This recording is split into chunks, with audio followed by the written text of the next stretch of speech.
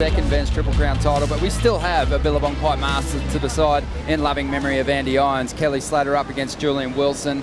A tough moment there for Julian, but I think he'll digest it well. It's been a fantastic year for him, and he still has a really big consolation prize he can take home. Absolutely. You know, it is going to be a tough moment for him, as you said. And, you know, all this time, this whole event, this whole year, he's had a chance to win a world title. That is gone, so now he's going to have to regroup and somehow try to win this event against this cat right here. Just a 3.3 though, short wave there for Kelly. A little bit of a blip on our radar there, kind of got a little cruisy on that second half of that barrel and got clipped. Julian deep on that one. Nice wave there, but just a little too far behind. So this is yet to take shape here. Late drop here for Kelly. He had to go though, that wave was absolutely perfect. He was just a little too far behind and a little late. So these guys yet to strike blood. No big numbers on the board just yet. 22 minutes to go. The winner of this one taking on the two-time world champ now, Gabriel Medina, in the final event of the season. It's been a magic road through this draw. We've been able to track a couple of great stories. One of them certainly Kelly Slater, who's chasing an 8th victory here at the Pipe Masters. He's got a good-looking backdoor wave here. Locks in. Still rolling through this one. Gets the exit. And makes sure he rides well clear of that foam because the judges been crucifying guys for not completing their rides. Well, there you go, Ronnie. There's the first real score of consequence right there. It's going to be a solid one for Kelly, and it was a very deliberate effort. Right here, he kind of gauged his speed, just kind of trying to pick his line, really. And he drew it nice and high. Always knew he had a big space there to get out of that side door. So he was very relaxed here, I can tell you. And, you know, but it was technical. He had to ride pretty high and dry there for a minute. Nice barrel. Should be a solid score. 21 minutes to go here. Slater making his way back out. The celebrations continue here on the beach. Medina taking care of media obligations. He's actually crowd surfing right now. But he will regroup and get out there for the final, which is just around the corner. But have a look at Slater. Look at the stats. Ranked 35th. He's had a couple of performances in the Jersey this year. The best of them came at the Surf Ranch. We expected him to do well. He got himself a semi-final finish. Julian Wilson, just a magic run, especially here in the final event of the season. He's done everything in his power to give himself a great shot at a title, but he couldn't control what Medina would do. No, exactly. You know, it just came. What can you do? You know, when someone's just that tough to beat down the stretch, you know, it's really hard. So all you can do is put the same effort in next year and have another crack at it and see how it unfolds. 6.9 for Slater on that occasion. Yeah, I really do fancy Julian's chances of getting himself back into a position to challenge in 2019. Just the way he surfed the back half of the season. This new approach, you know, recovering well from that shoulder injury midway through the year and then really starting to bring the flight back to his competitive surfing. A lot of big airs and as a result, a lot of big numbers. Yeah, it just boils down to aggression in hollow waves, which Julian's always had, and then aggression on the face and then above the lip. You know, if you have those tools nowadays, you can't hide. You have to use them all. So Slater has a 6.9 now. Julian Wilson is playing catch up. The requirement is a 9, but keep in mind that he hasn't even banked a reasonable number, so he can chip away at that quite easily.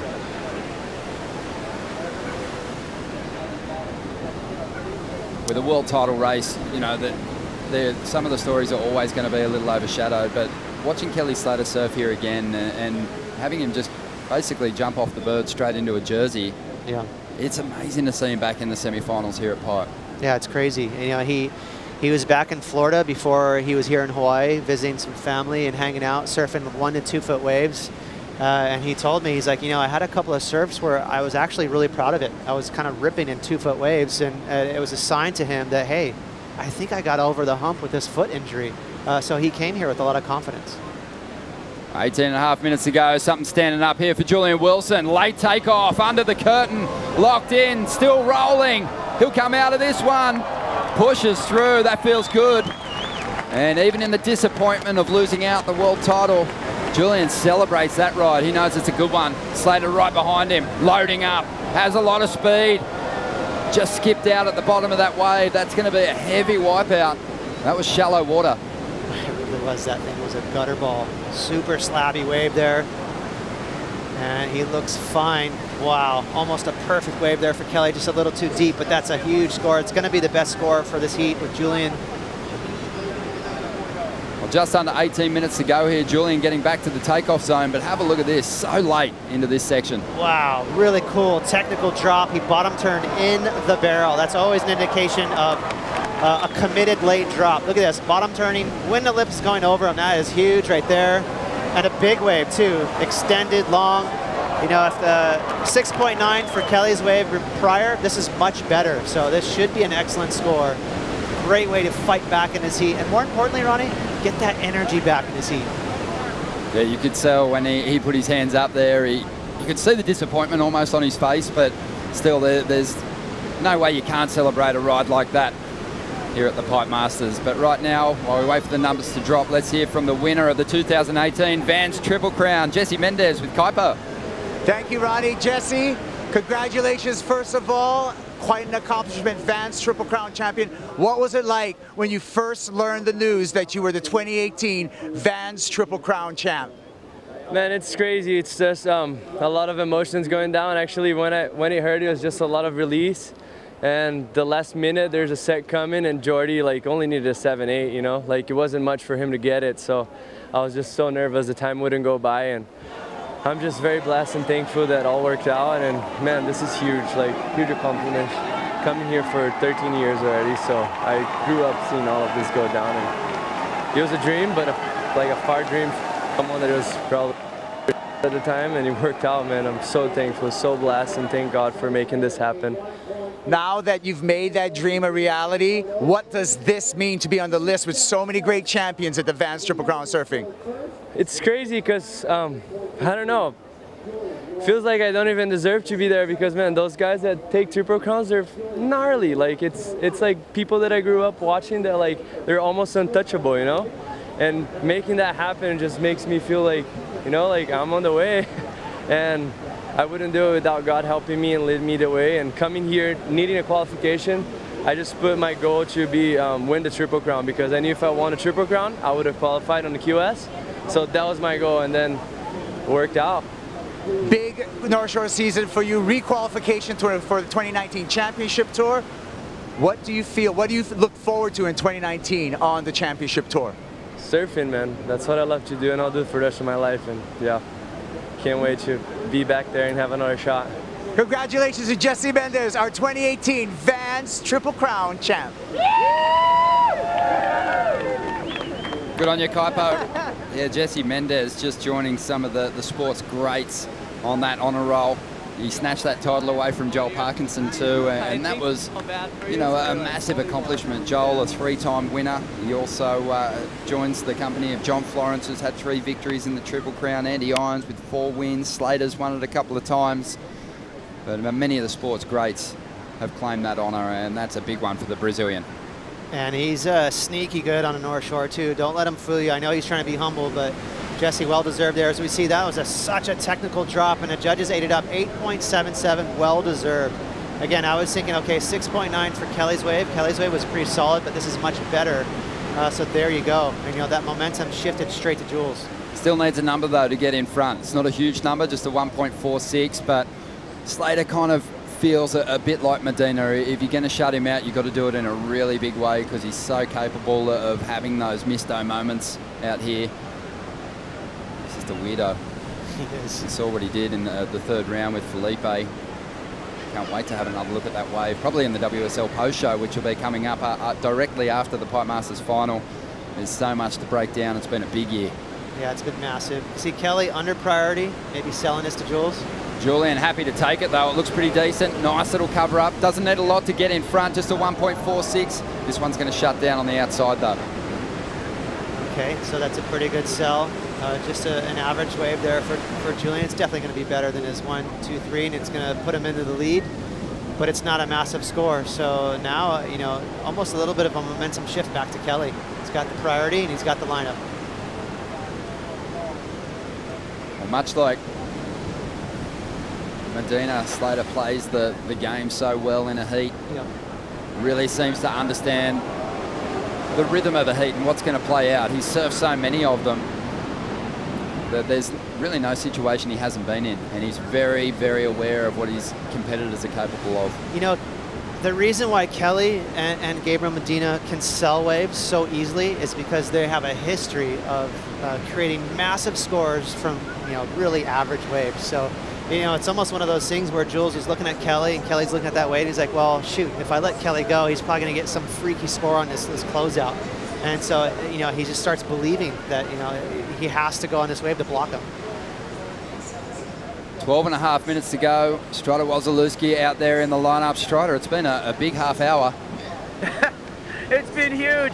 World titles are going down. People are trying to make the finals. Kelly Slater looks like he's looking solid out here, but after that one wave that he had that he didn't make it out of, he actually banged his knee, so he's surfing hurt right now. He said adrenaline does wonders. Let's see if he can pull through this whole thing. Well, he has just been a whipping post for Pipe these past few days. He's had a lot of beatings, and he's trying to just block it all out, use that adrenaline. He's just locked into a neat little barrel here. Julian had a 2.77, so got the lead. Slater needs a 4.65 out of that ride to get the lead back. Okay. So good insights there from Strider. I wonder what happened. Might have banged his knee on the reef. Well, he can get through it there, and just a quick barrel there, but that's going to be a non-issue for Kelly. This is not a good enough score here to get him into the lead, I believe. Stalling there, you know, making it happen, but you know, he needs himself a really proper set wave here at backdoor. So waiting on those numbers to come through. He might not get the number that he needs to get in front here. Slater chasing a 4.65. He drops a 4.27. Julian Wilson out in front and with priority here in semi-final 2. Which one of these surfers will be taking on Gabriel Medina in the final of the Billabong Pipe Masters?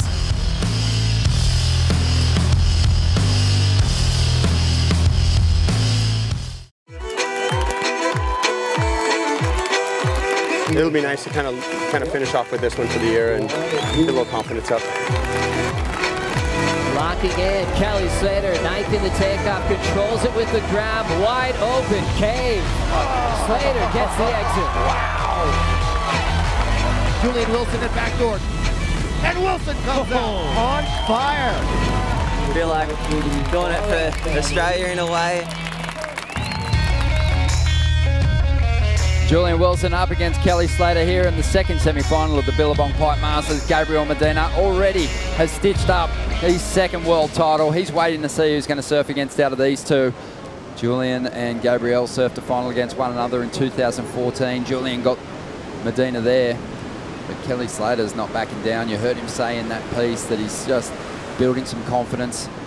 Confidence is one thing, performance is another. That's what's impressed me in this event. He surfed the Pipe Masters last year as well, but he's been moving around the wave so well throughout the event.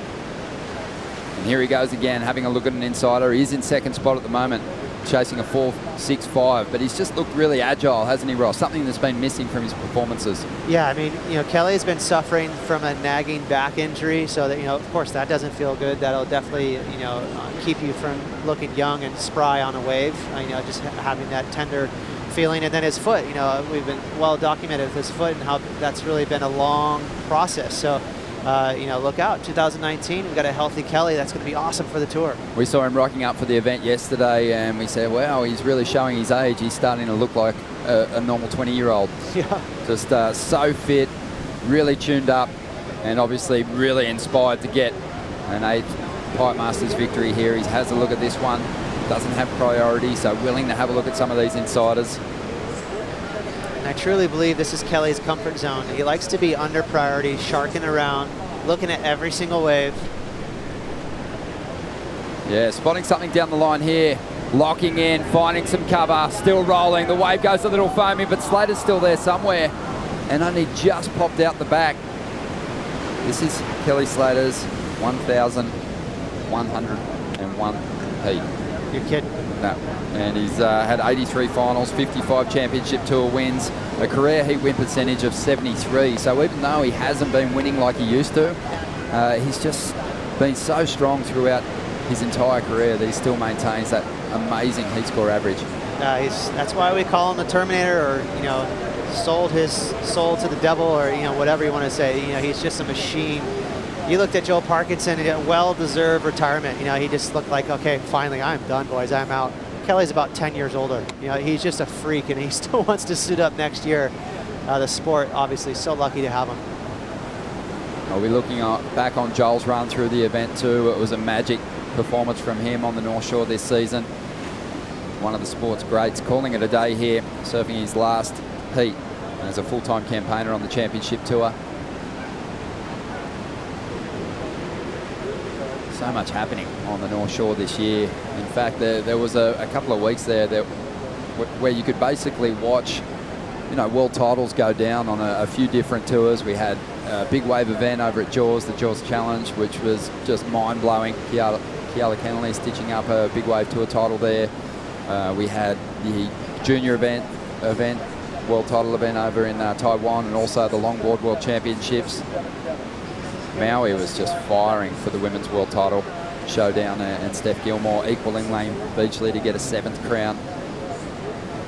So much action, so many stories, you know, and this heat right here it's interesting, Ronnie, because, you know, you have Kelly Slater, 46 years old. By the way, he was inches away from getting maybe a 7, that last little sneaky backdoor wave. He came so close to making it out. So fun to watch here in the last 5 minutes. It's going to be a test here for Julian to close him out. It was good to see Julian tap into that 8.77. I think that's Parko. Officially retired. That's Joel tomorrow, but that's the monk seal, right? That's one of the only a handful of sort of native mammals to Hawaii. That's right. It's a Hawaiian monk seal, protected species, and it's pretty. Actually, it's great. Good luck to see them on the beach. They don't frequent here at Pipe very often, so this is a good sign. Might have been going for Julian in the title race though, just looking a little disinterested now in what's unfolded, but a magic day and a huge crowd down here watching it all play out. This is a big heat for both competitors. I think I mentioned it earlier on, we had Jeremy Flores in this event. Other than Kelly Slater, he's the only 2-time winner or multiple champ here at the Pipe Masters, but Julian with a huge opportunity to match Jeremy on 2 victories. He's in a super good spot. He's got priority. Easily can get rid of that 2.7. He can put a lot of heat on Kelly. Slater keeping busy out here at the moment. This is his 8th ride. This one is gaping. Slater, can he come through this one? Kelly usually loves those kind of rides, just emerging. He was so far behind. It was really deep. They would have had to have given him a 12 if he made it out of that. He was so far behind it. It's going to be tough for Kelly to get back out.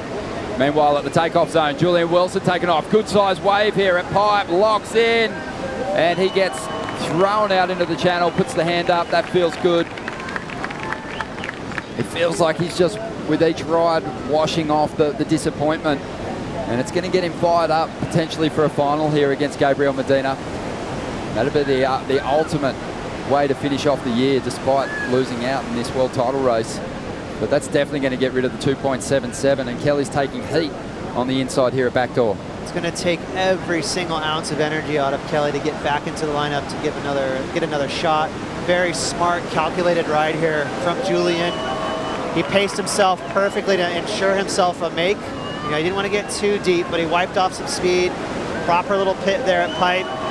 Should be, you know, maybe just above mid-range there, and that's going to put a lot of pressure on Kelly, but he dodged 2 bullets. The small wave at backdoor, Kelly almost made it out. It would have easily gotten a score, and that right there would have been 100. Back to live action now. Julian having a look at this one at backdoor. He's fortunate enough that Kelly's way down the line on the inside, back out on the Pipe side of the wave now, making his way towards the channel, but Julian should still get priority back here. Just over 2 minutes to go. 2.5 minutes remaining. Julian dropped the 5.43 on that Pipe jam. So Kelly now after a 7.31 with 2.5 minutes remaining here. Still doable. Still pretty much the same scenario. That's more or less what he was going for anyhow, even with those waves under priority. So he's going to be in the same situation here with a couple minutes. He just needs one more set to come through, and you know, Julian dodged a couple bullets there. You know, Kelly definitely could have got the lead there with those last 2 rights, but was just pushing really hard, Ronnie, and just a touch too deep.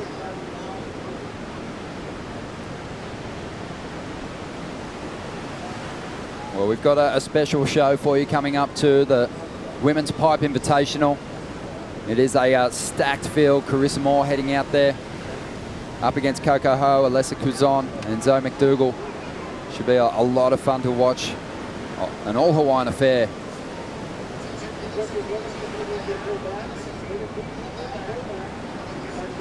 And all the women have their coaches on hand. Saw Zoe McDougall heading out with Jay Davies.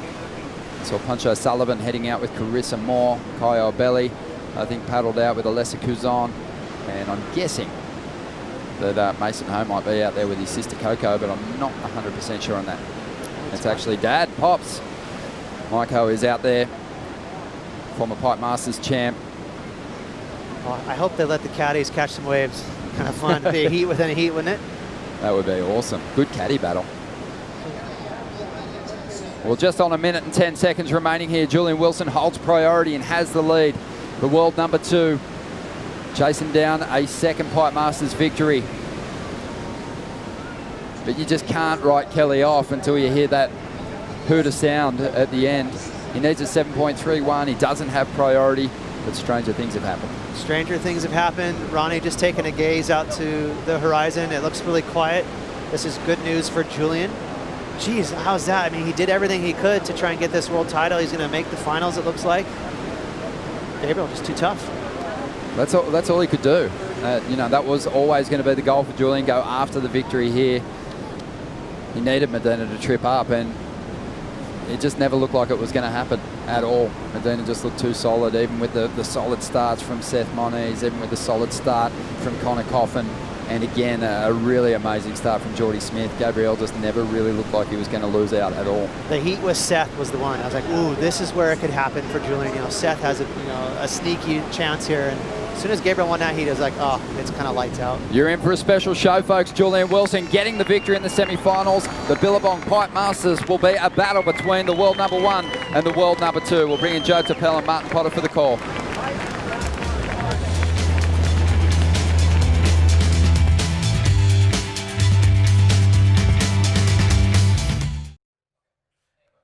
Do you like that? Well, if so, subscribe over there and then watch more videos over there. And then tell us your favorite videos down there. It's a 3-step process. Do them all now.